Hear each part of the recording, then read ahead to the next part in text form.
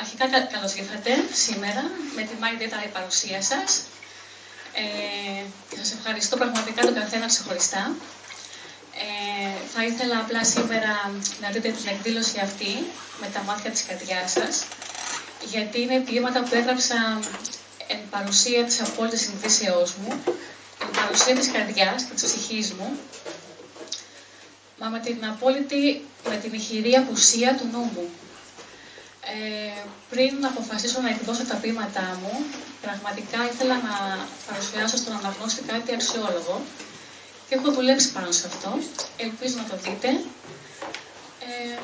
Τώρα μέσα από τους στίχους μου, αν και ένας στίχος αγγίξει την καρδιά σας, ακόμα και ένας στίχος ταυτιστεί μαζί σας, για μένα αυτό είναι επιτυχία. Καλώς ήρθατε.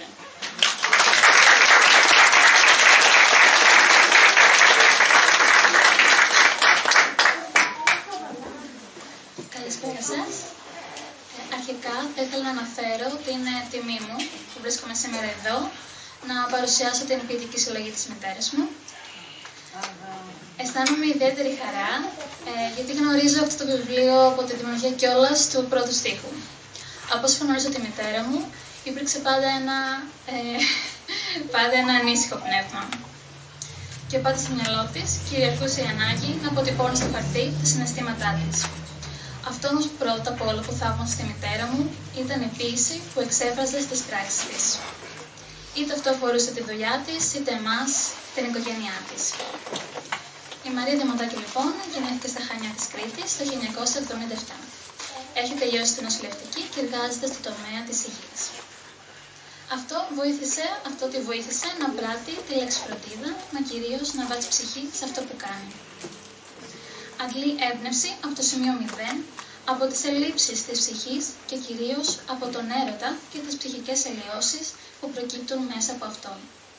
Η γραφή της διακρίνεται από το διάχυτο ερωτικό συναίσθημα, την αμεσότητα και τον λυρισμό. Τα ποίηματά της ξυπνούν μνήμες και συναισθήματα καταχωνιασμένα στα βάθη του νου μας, αλλά ανεξίτελα γραμμένα στην ψυχή μας. Η Μαρία Διαμαντάκη κάπως έτσι ακολούθησε την τέχνη αυτή, μέσα από τις φλόγες που ξεσπούσαν κατά καιρούς μπροστά στα μάτια της, μέσα της. Η γραφή της έχει εξομολογητικό χαρακτήρα, κάτι που απαιτεί τόλμη. Χρειάζεται να χώνεις τα χέρια βαθιά στο μέσα σου, να αναμοχλεύεις τα σκοτάδια σου, να δείχνεις στοργή, να τους δίνεις αποδοχή και ύστερα να τα σέρνεις έξω, στο φως, να τα εκθέτεις. Σε αυτό το σημείο θα δώσουμε ένα ζεστό χειροκρότημα στην ξαδέρφη μου Στέλλα Διαμαντάκη.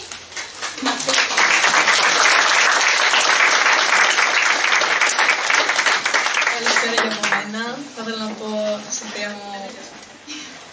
Η Στέλλα Διαμαντάκη είναι μαθήτρια Β' μια καλλιτέχνης που έχει ήδη ανοίξει τους δικούς της ορίζοντες στην τέχνη, αυτοδίδακτη. Σχεδιάζει εξαιρετικά πορτρέτα και ήδη έχει γεννηθεί η ιδέα για ένα δικό της βιβλίο. Επίσης να αναφέρω ότι έχει επιμεληθεί το εξώφυλλο του βιβλίου.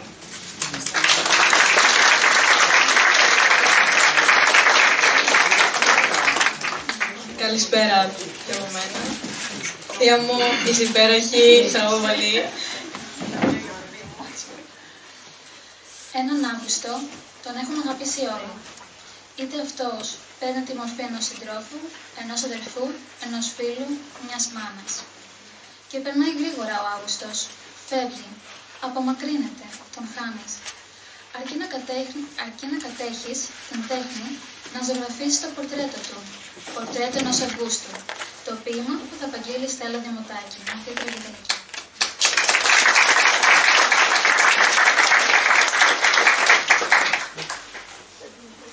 Πορτρέτο ενός Αυγούστου.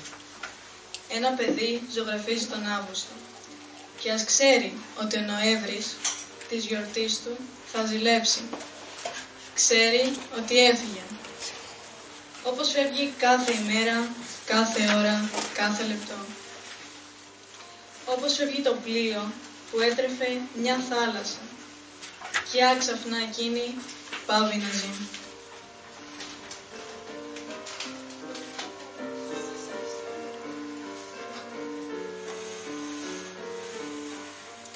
Είναι Νοέμβρης και όμως ένα παιδί ζωγραφίζει τον Αύγουστο.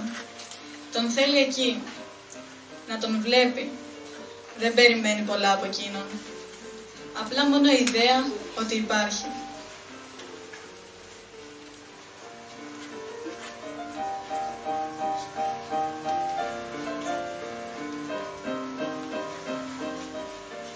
Ένα παιδί σχεδιάζει ένα πορτρέτο και ξέρω πως δεν θα απέχει μίλια μακριά από αυτό που λαχτάρισαν τα μάτια του. Ένα παιδί ζωγραφίζει τον Αύγουστο.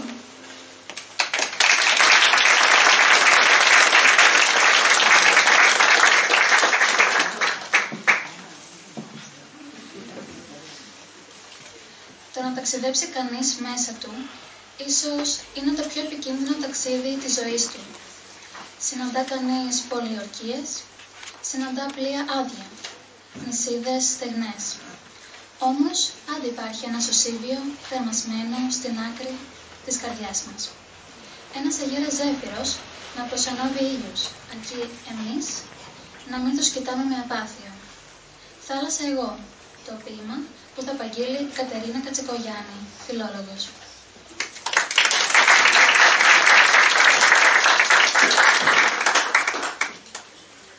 Θάλασσα εγώ. Το δικό μου ταξίδι, καταταγμένο από τα γενεφάσκια του στα φθέρετα. Θα το δεις κρυμμένο πίσω από την Πανσέλινο, να αποστραγγίζει άσκοπες πολιορκίες, θράψματα ναυμαχιών, κατ' ουσίαν ανύπαρκτο. Σε πλοία άδεια, πεταμένα πάνω σε μια μοίρα, σε νησίδα στεγνή.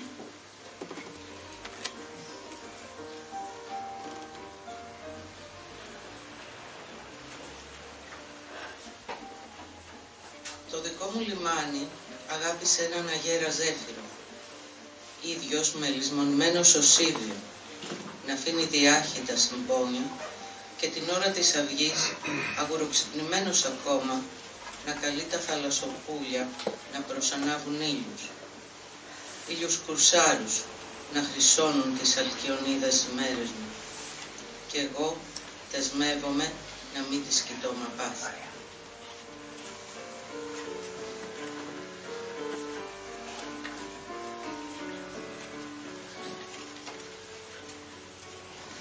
Θάλασσα κύμαντη λαλιά μου, μα κάτω, θαμμένο στο βυθό, ένα ξεχασμένο ταξίδι στο φως έρχεται στον ύπνο.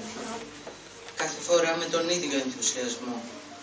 Σαν κύμα άναρχο, σαν ακρογιάλι, εν δυνάμει χώμα γόνιμο σε γαρδένιας ρίζα, να κινήσει αυταπάγγελτα τούτη την εκοφραντική πληρότητα, τούτη τη θάλασσα εντός του.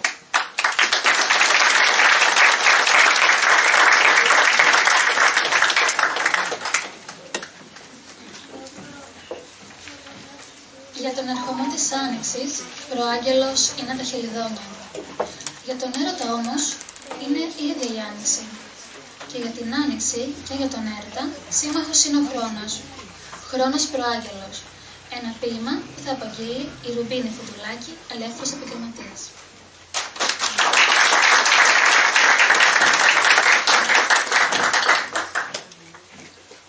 Χρόνος προάγγελος.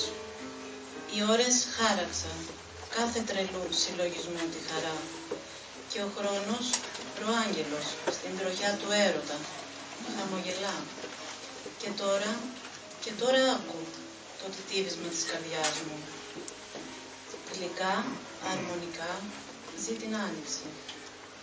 Ένα αεράκι ανεπαίσθητο, αυτό των αστεριών σου, δροσίζει κάθε πέταλο της καρδιάς μου.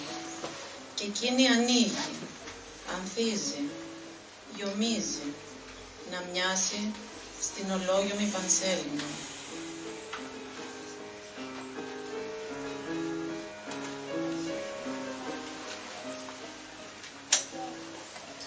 Ένα ολόλευκο φόρεμα θα φορώ, που να χρυσίζουν πάνω του οι ευχές, πολλές ευχές, σε μια ευτυχία με σφιχτές φορεμένη μισή.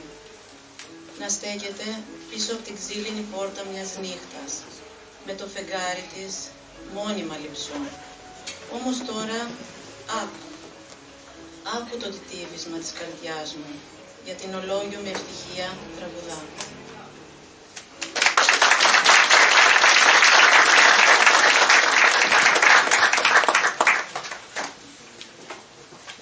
Ο τίτλος της ποιητικής συλλογής της Μαρίας Δημοτάκη πραγματεύεται τη μάχη με τον ίδιο της τον εαυτό, μέχρι να τον αποδεχτεί. Γράφει για έναν ουρανό ερημεργός μας, γεμάτο σύννεφα και αστραπές, αστραπές και σύννεφα, όλα σε τρελές συναλλαγές, μα και για τον ήλιο της, τον άφικτο. Αυτόν που ανακάλυψε και προσπαθεί να τον διαφυλάξει απείραχτο, ανέγγιγο.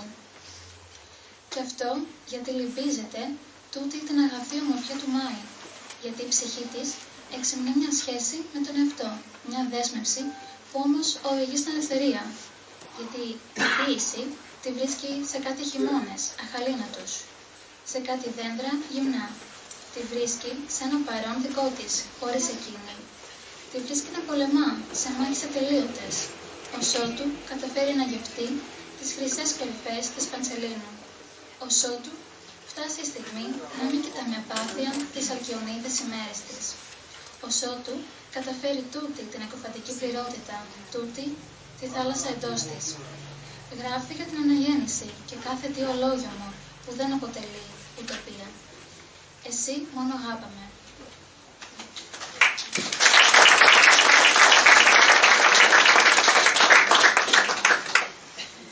Το να καταφέρει κανείς να αποδεχτεί και να συμφιλειωθεί με τον εαυτό του, το να καταφέρει να φροντίσει και να αγαπήσει το παιδί το παραμελημένο μέσα του, είναι μια μοναχική πορεία.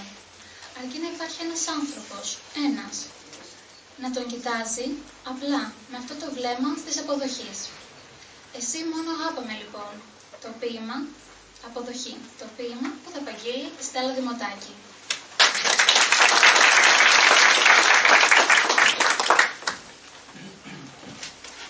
Αποδοχή. Εποθαλμών.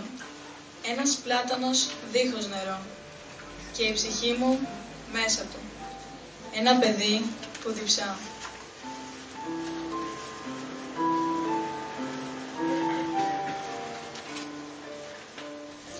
Εποθαλμών.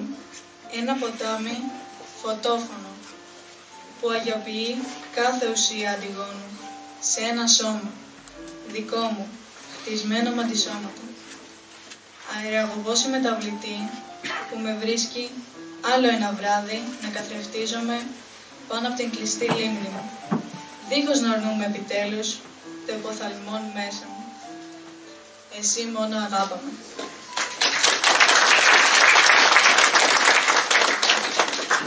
Θέλω να κάνω μια παρένθεση εδώ, επειδή έχουμε μια φίλη μου η οποία είναι έγκυος στο μήνα της, να βρεθεί μια θέση παρακαλώ. Καλά είναι. Συγγνώμη, αλλά... Και εδώ.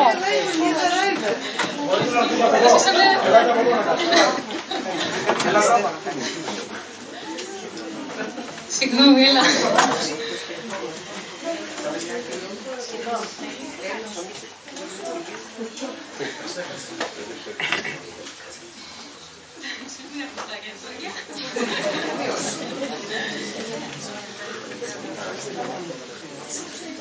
Η δημιουργός μας αισθάνεται την ψυχή σαν μια φυσαλίδα φωτός που αντιμονεί εκείνη την ένωση με όλες τις φυσαλίδες του κόσμου. Γιατί στην ουσία ο στόχος είναι να ενωθείς με αυτή τη μία, να ζεις και να υπάρχεις ουσιαστικά στο σύνολο. Η ψυχή του κόσμου, το ποίημα που θα απαγγείλει η Κατερίνα Στρατουδάκη, θεραπεύτρια.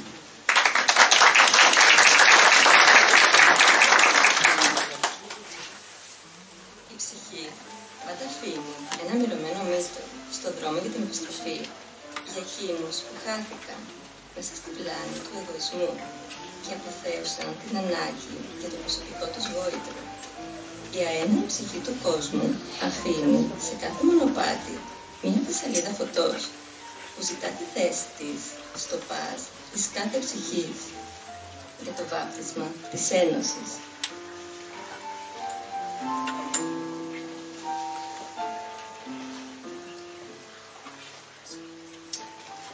Το άγγιγμά της ξέρει να προσδίδει στο χαμένο δρόμο τον ειδονισμό της ισότερης ειρήνης.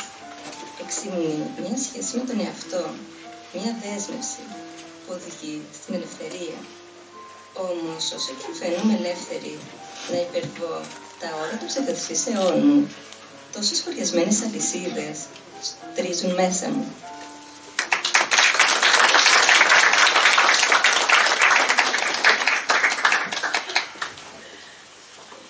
Το αίσθημα της φυγής παρακινείται συχνά από διάφορα συναισθήματα που τα αφήνουμε να γίνουν ολόκληρα τέρατα. Και τότε η φυγή μοιάζει σαν τιμόνη εισιτηρία, μοιάζει λύτρωση. Φυγή, ένα ποίημα που θα απαγγείλει ο Μιχάλης Μινάς, σκηνοθέτης.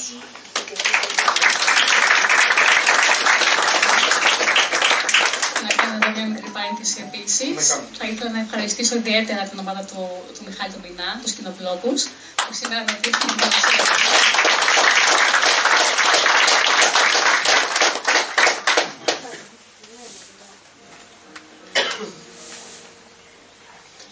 Πιθανόν γεμίζει στα χέρια μου ήλιους και αστέρια, πρόθυμα να αποτρέψουν τη φυγή. Μια φυγή που κυνηγώ χρόνια, ίσως αιώνες, μου εκεί είναι κρύβα. Δεν ρωτώ τα λεωφορεία ούτε τα τρένα, μήπως την ταξιδέψω μακριά. Κλιπαρώ εσένα. Θα την αφήσεις να κοπιάσει, να ζεστάνει το βαθύ θέλημα.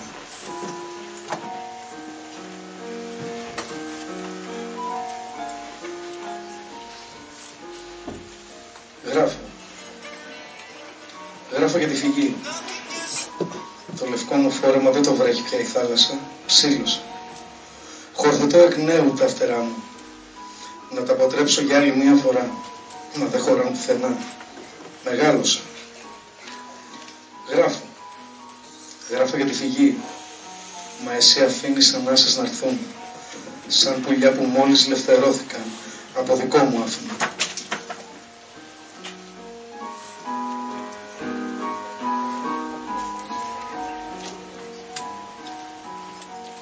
Πρέπει να υπάρχει δρόμος, μου λες.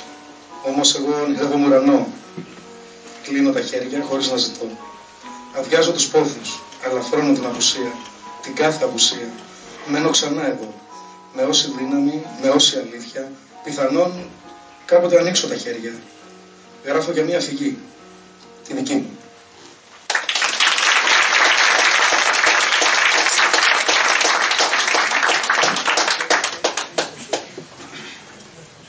Η ψυχολογική εξάντληση είναι μια κατάσταση ακραίας ψυχικής και συναισθηματικής κόπωσης, η οποία συχνά συνοδεύεται από ένα αίσθημα έλλειψης σωματικής δύναμης. Και τότε, ακόμα και μια κολλά χαρτί να μας δώσουν, αδυνατούμε να τη σκίσουμε. Όχι σε ζωγραφιά.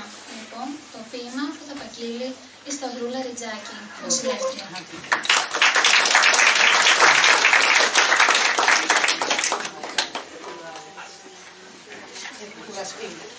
Αλλά δεν ξέρω από τι.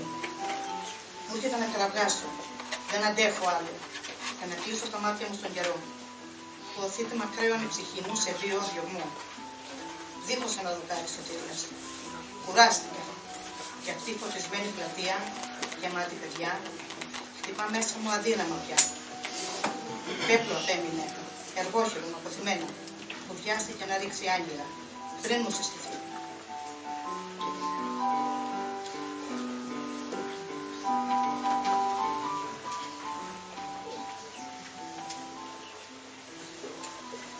Ας μου δώσει κάποιος μια κρυμμένη θάλασσα, σε ζωγραφιά, να παλέψω μαζί της. Ακόμα και να σχίσω το χαρτί, αδύνατο. Κουράστηκα. Ας μου δώσει κάποιος μόνο μια φορά, μια καρέκλα ανεμελιάς να τις αποσπάσω. Όχι σε ζωγραφιά.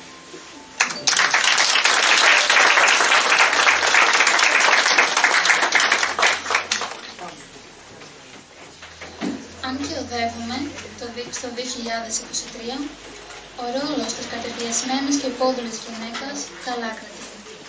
Θα ήταν φρόνιμο να αναγνωρίζαμε και να απορρίπταμε τα στερεότυπα που είναι τόσο βαθιά ριζωμένα στη συνείδηση των κοινωνικών μας ρόλων. Ας μην ξεχνάμε πως πίσω από κάθε άνθρωπο, ανεξαρτήτου φύλου, υπάρχει ανθρώπινη αξία, η μοναδική προσωπικότητα καθενός. και ιδιοσυγκρασία του. Μία μέρα, ίσως, η ισότιμη αντιμετώπιση των γυναικών να είναι έννοιες αυτονόητες και αβίαστες. Η γυναίκα. Το ποίημα θα απαγγείλει η Ευαγγελία Πεκλιβανάκη, νοσηλεύτρια.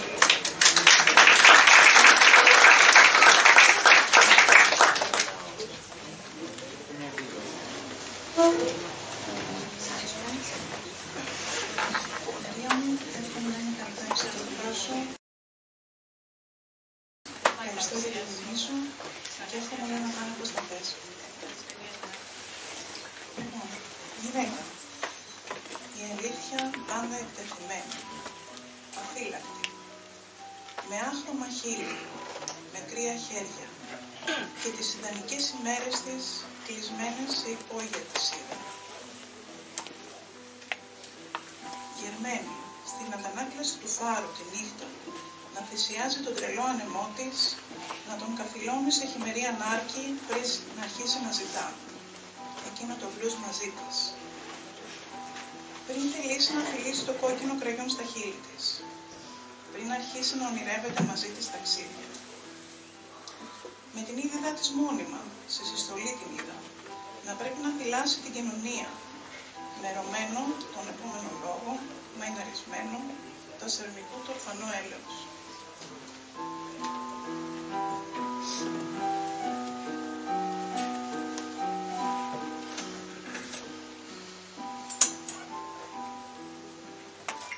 Ήταν σούρουπο και είδα έναν καθώς πρέπει κύριο, με το λάβαρο της νίκης να σκεπάζει την παγωνιά της και ήταν τόσο βαρύ για μία γυναίκα.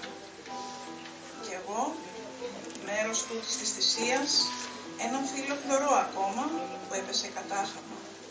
Να κάνω πως δεν είδα. Να κάνω πως μέσα μου δεν άρχισε.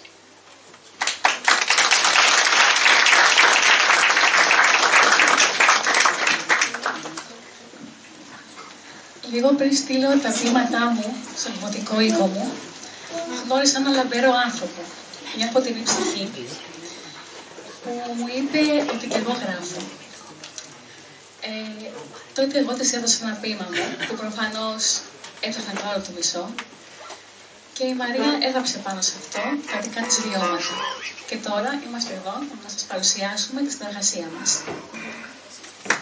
Μαρία Σκουνάκη, φιλόλογος. Καλησπέρα σας. Ευτύσσως έσμιξαν οι ματιές μας, θάρρης και βεβαιώθηκε πως ήμουν εγώ αυτός που ζητούσε. Αγαπημένη μου Μαρία, αυτό το απόσπασμα του Νίκου Καζαντζάκη ταιριάζει θαρώ για να περιγράψει τη γνωριμία μας και το ξεκίνημα της φιλίας μας εκείνο το απόγευμα, στο μάθημα χορού στο Ζάλο. Το λαμπερό σου χαμόγελο και τα γεμάτα καλοσύνη μάτια σου ήταν αρκετά για να αισθανθώ σαν να ήμασταν χρόνια φίλες. Κοινά μας ενδιαφέροντα ο χορός και η ποίηση. Πράγμα που μόλις αντιλήφθηκες, μου πρότεινες αυτόν τον ποιητικό διάλογο. Το ποίημά σου, βαθιά προσμονή, μίλησε στην καρδιά μου και με ενέπνευσε σε μία απάντηση συνέχεια του. Ένα ποίημα που αναφέρεται στην απώλεια αγαπημένων μας προσώπων και στο αίσθημα της διαρκούς προσμονής για να τα ξανασυναντήσουμε.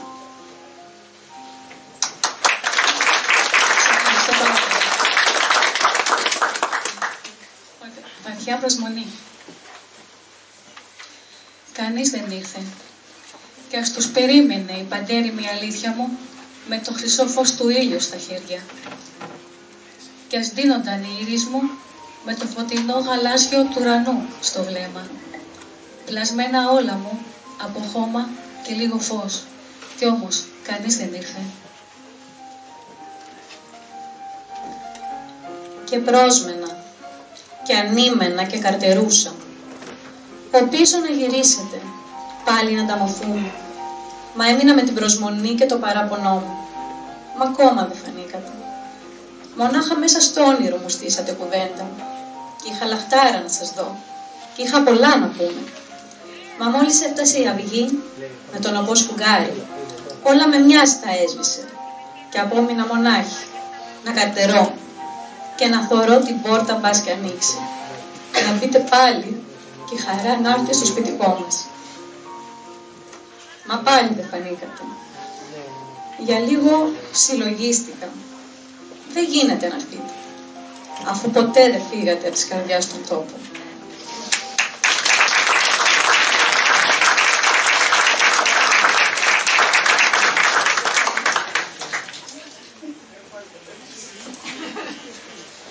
Έρωτας. Αυτό το υπέροχο συναίσθημα που μπορεί να κλείσει μέσα του τόση τρυφερότητα, τόση ένταση, τόσο ενθουσιασμό, μα άπειρη ευαισθησία. Σπάει το φράγμα του χρόνου, μεταμορφώνει και εξειδανικεύει την απόλυτη ευτυχία. Παθιασμένος Αύγουστος, ένα ποίημα που θα απαγγείλει Βάσο Πατσονάκη, θεραπεύτρια.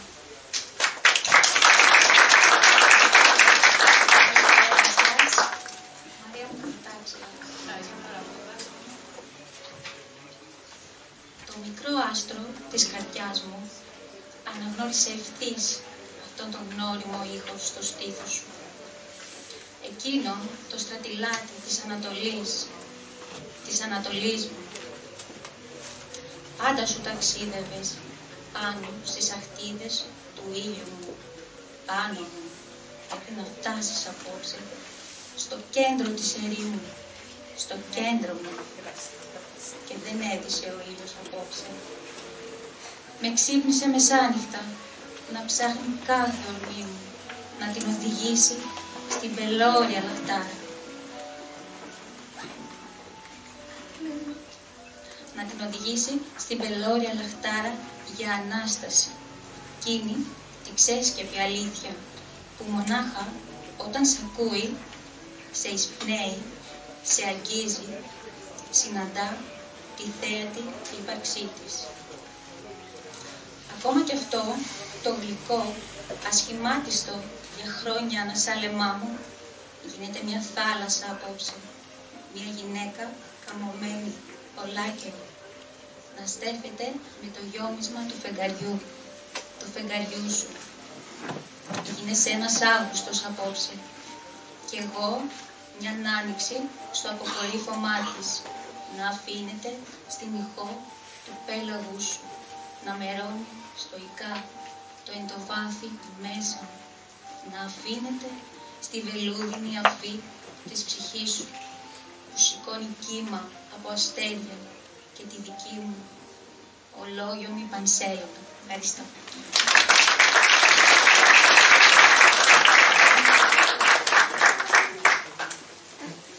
Η ομορφιά του Μάη είναι αδιαμφισβήτητα μοναδική. Είμαστε όμως ικανοί να τη δούμε όλοι. Ξεκάθαρα απαιτεί θυσία. Χρειάζεται να βλέπεις το λειψό και να θες να το ολοκληρώσεις. Ακόμα και αν σου πούν ότι αυτή η ολοκλήρωση δεν είναι για σένα. Πρέπει να τολμάς πάντα σαν ξημερώνει. Κραυγή απελευθέρωσης, το ποίημα που θα απαγγείλει η Κατερίνα Κατσικογιάννη.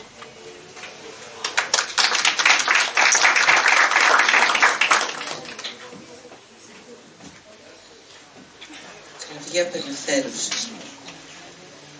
Ξέχασα να σου πω πως αυτή η κραυγή της απελευθέρωσης δεν γεννήθηκε για όλους.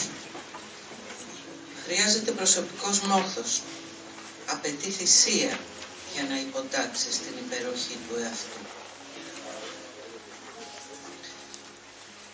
Και όταν η νύχτα δείχνει ανήσυχη, ξέχασα να σου πούν να επιστρατεύεις την ενσυναίσθησή σου. Και όταν το φεγγάρι της είναι λειψό, τότε να τολμάς να ακούς τον αντίλαλο να χτυπά την πόρτα του ουρανού, να κρατά το βάθος μιας ανεξερεύνητης αβίσου.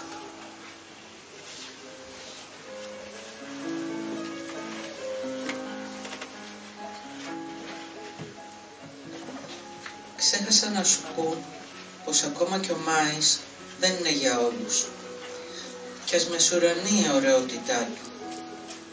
Όμως εγώ, σαν ξημερώνει, λυπίζω με τούτη την αγαθή ομορφιά του Μάη.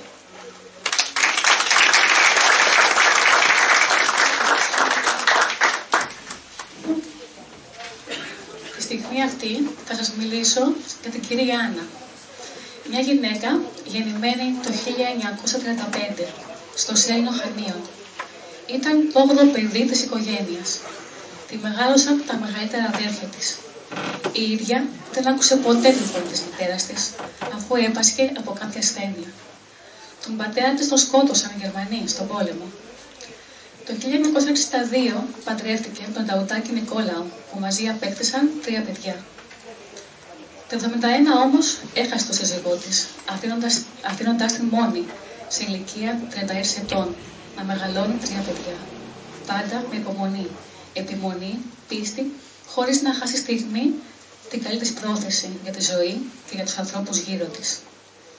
Το υπέροχο χαμόγελό της ήταν αυτό που τη χαρακτήριζε και ο γλυκός λόγος της. Ήταν μια γυναίκα που, αν και δεν τη συνάντησα πολλές φορές, κατάφερε να γίνει πρότυπο και φωτεινό παράδειγμά μου για μένα. Το 2021 έφυγε από τη ζωή. Το ποίημα γράφτηκε την ημέρα του αποχαιρετισμού της. Οδή στην ώρα. Το ποίημα θα απαγγείλει η Λαμπρινή Νικηφοράκη.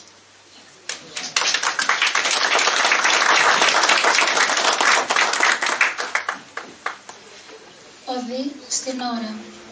Στο πρόσωπό της όλη τα λεπόρια, λες και ήταν άθραυστο ρηκτό του πεπρωμένου της. Ετούτε την ώρα υπερέχει μια αλληλουχία ρητίδων, υπερήφανης επιβίωσης, που εν ηρεμία εναποθέτει σε ιερό κοιμήλιο κάθε ύψιστη αξία της.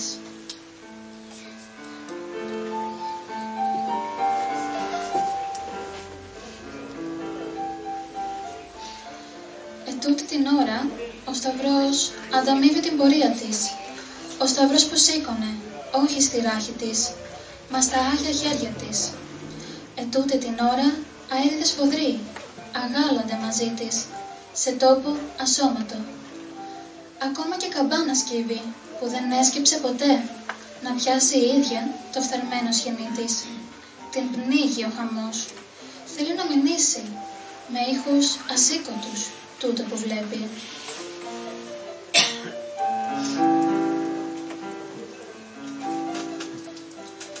Μια ηχό παραλίγο να ξεφωνήσει, μα σώπασε. Την παρηγόρησε τούτη η γαλήνη, αυτή η γαλήνη που απλώνεται στο πρόσωπό της. Λογάται, λογάται πως τα μάτια δεν βλέπουν την αλήθεια. Και σήμερα το ένιωσε, με την ψυχή, είδε με την ψυχή. Και την είδε σήμερα, φωτεινή, αέναη, να πετά. Και άρχισε να χτυπά, όχι άδοξα, ετούτε την ώρα, όχι άδοξα. Διν, νταν, διν, νταν. Ένα εγκόμιο ψάλλεται από αγγέλους, για εκείνη, για την κυρία Άννα.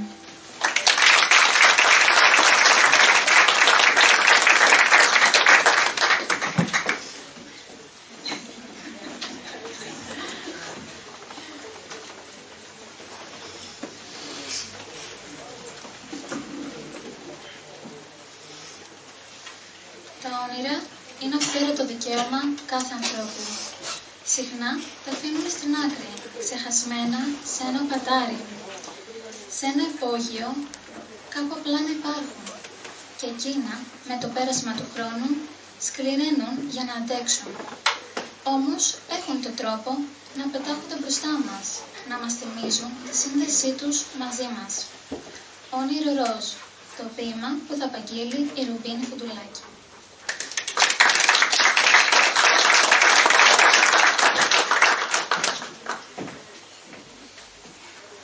Όνειρο ροζ. Αχανές το αίσθημα του παραμελών. Το κόκκινο χρώμα το άφησα να γίνει ροζ. Και μετά ξεθοριασμένο ερέθισμα. Στο πατάρι ξεχασμένο, σε μια κούτα με κυτρινισμένα χαρτιά. Τότε που έχτιζα αναχώματα με λέξεις, νότες που χόρευαν τρελά, σε μια ορχήστρα με ανύποπτο μαέστρο. Τότε ο αθώο χέρι έβρισκε ηλιαχτίδες στο μαύρο φόντο του καιρού, απενεργοποιημένες νάρκες πια που μαρτυρούν τη σκληραγωγημένη ηρεμία της ψυχής μου.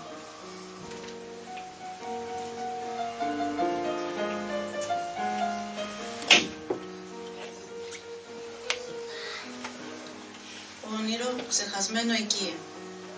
που ξέβαψε από την υγρασία των δακρύων του. Κλαίει ακόμα. Είναι που λαχταρά το καθρέφτισμα των δικών σου ματιών. Ξανά. Δεν μετρά το χρόνο που έλειψες, το πάθος της αντάμωσης μετρά. Άφησε δάκρυα στις ακτές που συλλογέσαι. Όχι, δεν τα στεγνώνει ο ήλιος. Δεν τα παίρνει το κύμα. Στο αναθάρεμα των καιρών ενσαρκώνουν το καθρέφτισμα των δικών σου ματιών. Άφησε δάκρυα στις ακτές σου. Κοίταξέ τα.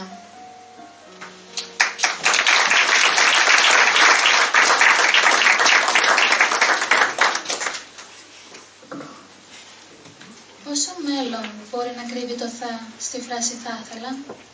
Πόσος πόθος μπορεί να χωρέσει στη λέξη θέλω?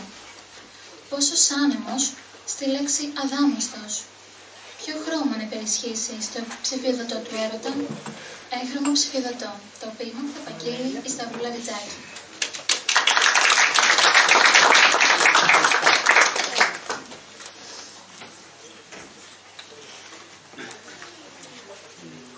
Θα ήθελα έναν πόθο ευάλωτο, να έχει κύματα με τα τρενάμινα χέρια, ανάμεσα στα μαλλιά μου. Θα ήθελα έναν πόθο να τον κάνω να λυγεί, όταν μπροστά του, έγχρωμο ψηφιδωτό, στο νηστή, με τα δικά του φιλιά. Και όπως θα του φορά κολλιέ με πέτρες λεπτές, ανάλαφρα να φεθεί στα δάμαστο, τα νέα μου το όμορφο. Να διεκδικεί εκείνη τη μια ανάσα, χωρίς φραγμό,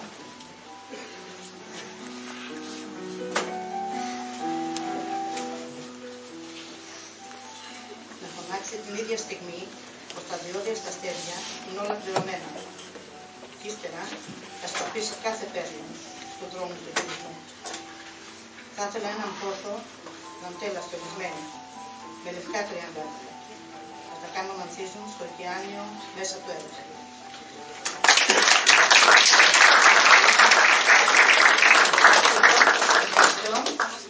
Εύχομαι να μην βρεθεί ποτέ κανείς και τίποτα να μαυρίσει το λευκό της τεκής. Ποιον άλλη φίλο. Ευχαριστώ.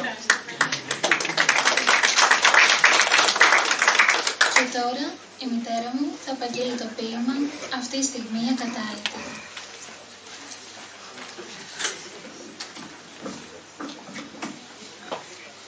Για μία στιγμή, εκείνη την ακατάληπτη, αδικό το φως του ήλιου, για πρώτη φορά, με τους πεφωτισμένους ανθούς να ψηλώνουν εμπρός μου, να φεγκοβολούν ολοένα, σε κάθε ανθισμά τους. 3 μαργαρίτες σε καμπά ψηλαφό. Έκλαμπροι αγγέλοι εξ αρχής μοίρα χαρίσαν στον πλογημένο ριζικό τους, και από τότε αυτή η μοσχοβολιά, από τα ολόλευκα πέταλά τους, φτάνει ως τα μύχια της ψυχής μου και γλυκαίνω. Αυτή η στιγμή η ακατάληπτη, η πρώτη φορά που έσκυψα πάνω από τα χρυσοστέφανα κεφαλάκια τους, να μυρίσω το αρώμά τους.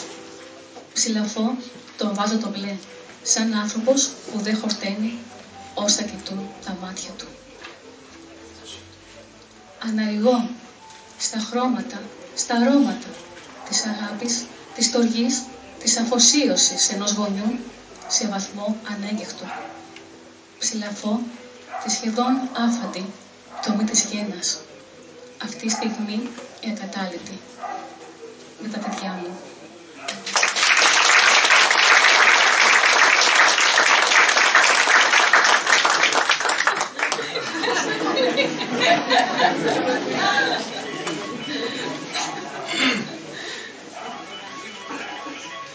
Κάπου εδώ έχει τελειώσει η παρουσίασή μας. Ελπίζω να σας κουράσαμε. Σας ευχαριστώ πάρα πολύ όλους. Ευχαριστώ πάρα πολύ. Αν το έκανα αυτό πραγματικά είναι μια επιτυχία για μένα. Θα ήθελα να ευχαριστήσω τον καθένα ξεχωριστά. Επίσης να ευχαριστήσω έναν άνθρωπο τον οποίο γνώρισα στο νοσοκομείο μέσα και έκανε ένα σκίτσο για το βιβλίο μου, τον Πάνο Ζαφυρίου. Ένα χειροκρότημα παρακαλώ, γιατί μέσα